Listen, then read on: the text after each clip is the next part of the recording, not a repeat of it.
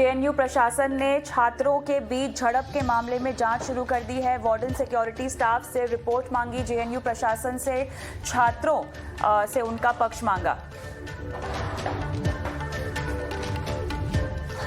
JNU मामले में ABVP कार्यकर्ताओं के खिलाफ कई धाराओं के तहत एफआईआर दर्ज। एसएफआई, एआईएसए और डीएसएफ के छात्रों ने दर्ज कराई शिकायत।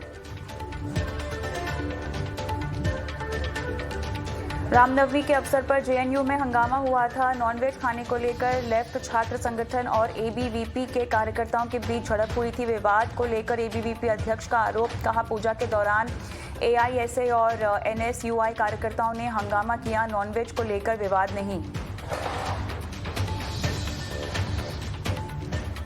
गुजरात के साबरकांठा जिले में रामनवमी पर निकाली गई शोभा यात्रा पर पथराव के बाद जिले में धारा 144 अब भी लागू है। हालात की गंभीरता के मद्देनजर प्रशासन उठा रहा है एहतियाती कदम। पथराव में उपद्रवियों ने कई गाड़ियों को बनाया था निशाना। हमले में कुछ पुलिसकर्मियों सहित कई लोग गंभीर रूप से हुए थे घायल। झारखंड के लोहरदगा में धारा 144 लागू, इंटरनेट सेवाओं पर भी रोक। रामनवमी के मौके पर पथराव और आगजनी की घटना के बाद प्रशासन का फैसला।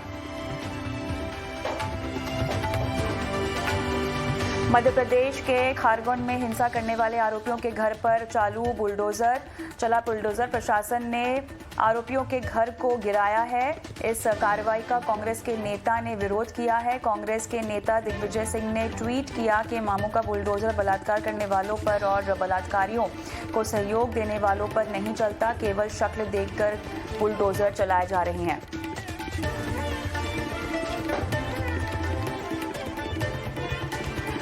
वहीं मध्य प्रदेश के खारगोन में घटे हिंसा को लेकर प्रदेश के सीएम शिवराज सिंह ने कहा, खारगोन की घटना दुर्भाग्यपूर्ण, दंगइयों को बख्शा नहीं जाएगा, कड़ी कार्रवाई की जाएगी। उन्हें न केवल जेल भेजा जाएगा बल्कि सार्वजनिक और निजी संपत्ति को हुए नुकसान की वसूली भी की जाएगी। केस के लिए क्लेम ट्रिब्यूनल का भी किया जाएगा गठन।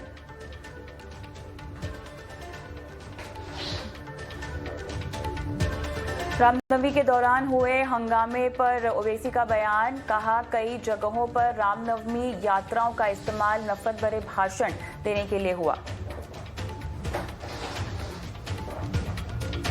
गोरखपुर के गोरखनाथ मंदिर में तैनात पीएसी के जवान पर हमला करने वाले मुर्तजा से एनआईए की पूछताछ पूरी। माना जा रहा है कि जल्द ही रिपोर्ट गृह मंत्रालय को सौंपी जाएगी।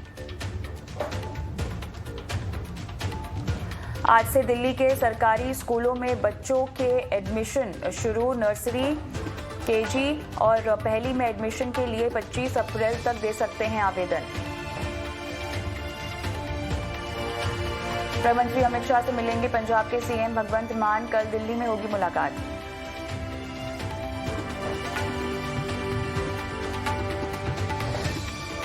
बीजेपी सांसद प्रवेश वर्मा का दिल्ली सीएम पर आरोप, कहा पंजाब में केजरीवाल ताकत का गलत फायदा उठा रहे हैं।